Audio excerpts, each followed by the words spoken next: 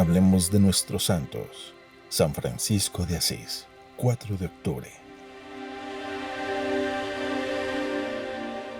Francisco nació en Asís, Italia, en 1181. Su padre era un comerciante y su madre pertenecía a una familia noble. Tenían una situación económica muy desahogada. En su juventud no se interesó ni por los negocios de su padre ni por los estudios. Se dedicó a gozar la vida sanamente, sin malas costumbres ni vicios. Gastaba mucho dinero, pero siempre daba limosnas a los pobres. Le gustaban las románticas tradiciones caballerescas que propagaban los trovadores. Cuando Francisco tenía 20 años, hubo pleitos y discordias entre las ciudades de Perugia y Asís. Francisco fue prisionero un año y lo soportó con alegría. Cuando recobró su libertad, cayó gravemente enfermo. La enfermedad fortaleció y maduró su espíritu. Cuando se recuperó, decidió ir a combatir en el ejército.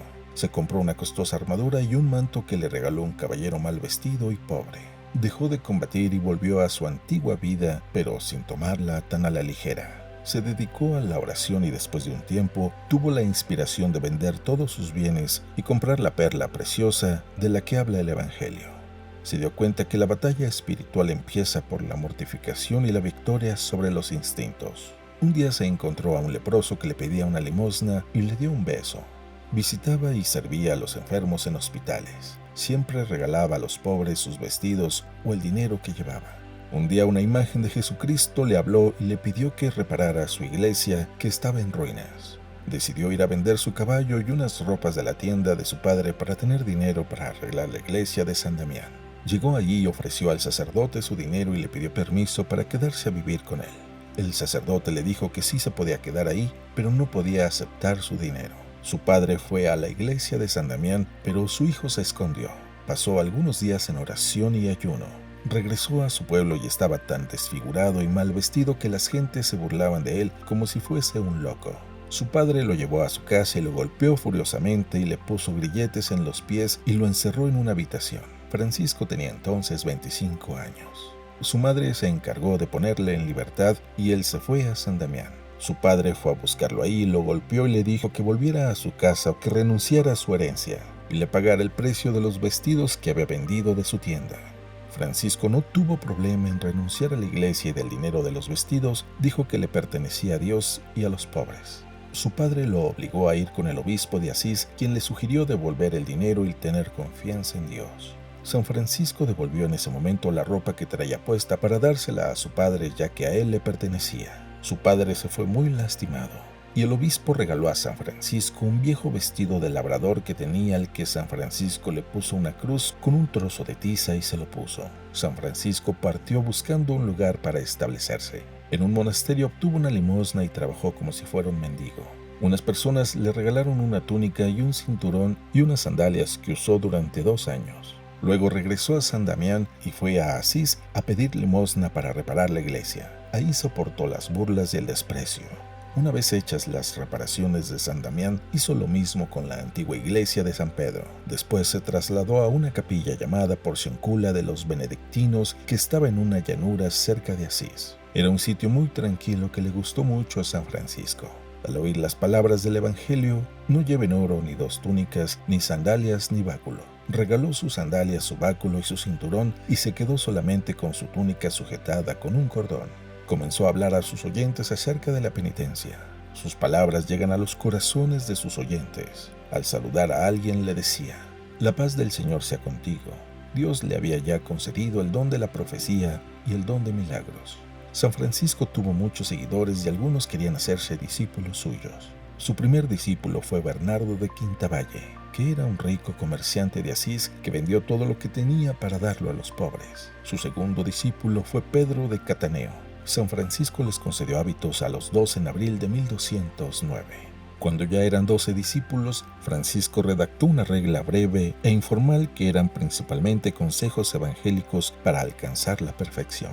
Después de varios años se autorizó por el Papa Inocencio III la regla y les dio por misión predicar la penitencia. San Francisco y sus compañeros se trasladaron a una cabaña que luego tuvieron que desalojar. En 1212 el abad regaló a San Francisco la capilla Porciuncula con la condición que la conservase siempre como la iglesia principal de la nueva orden. Él la aceptó, pero solo prestada, sabiendo que pertenecía a los benedictinos. Alrededor de la Porciúncula construyeron cabañas muy sencillas. La pobreza era el fundamento de su orden. San Francisco solo llegó a recibir el diaconado porque se consideraba indigno del sacerdocio. Los primeros años de la orden fueron un periodo de entrenamiento en la pobreza y en la caridad fraterna. Los frailes trabajaban en sus oficios y en los campos vecinos para ganarse el pan de cada día.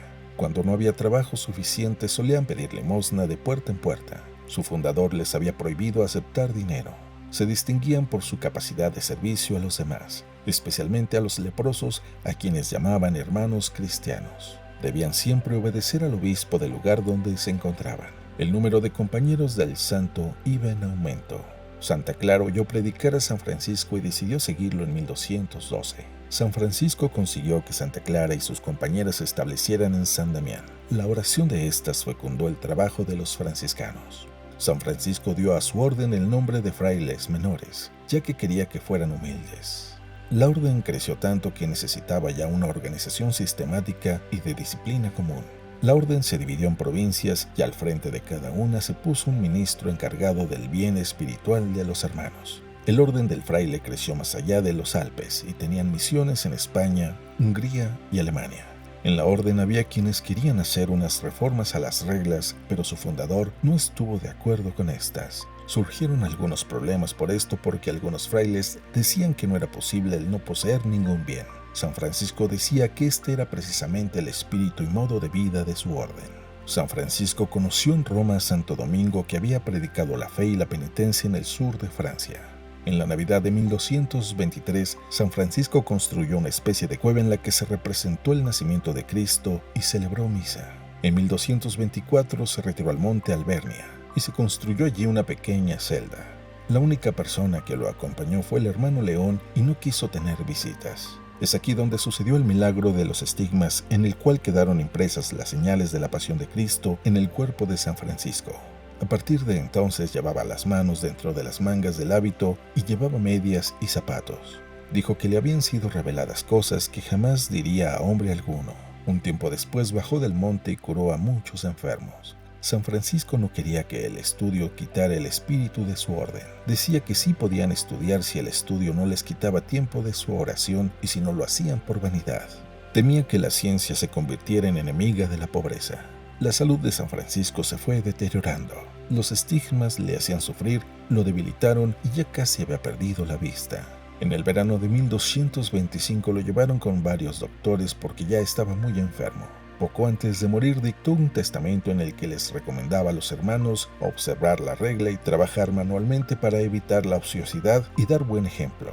Al enterarse que le quedaban pocas semanas de vida, dijo: «Bienvenida, hermana muerte», y pidió que lo llevaran a Porciúncula. Murió el 3 de octubre de 1226 después de escuchar la pasión de Cristo según San Juan. Tenía 44 años de edad. Lo sepultaron en la iglesia de San Jorge en Asís. Cuando apenas habían transcurrido 2 años después de su muerte, el sumo pontífice lo declaró santo y su fiesta se celebra el 4 de octubre. Fue San Francisco quien popularizó la costumbre de hacer pesebres para Navidad. Hablemos de nuestros santos. San Francisco de Asís.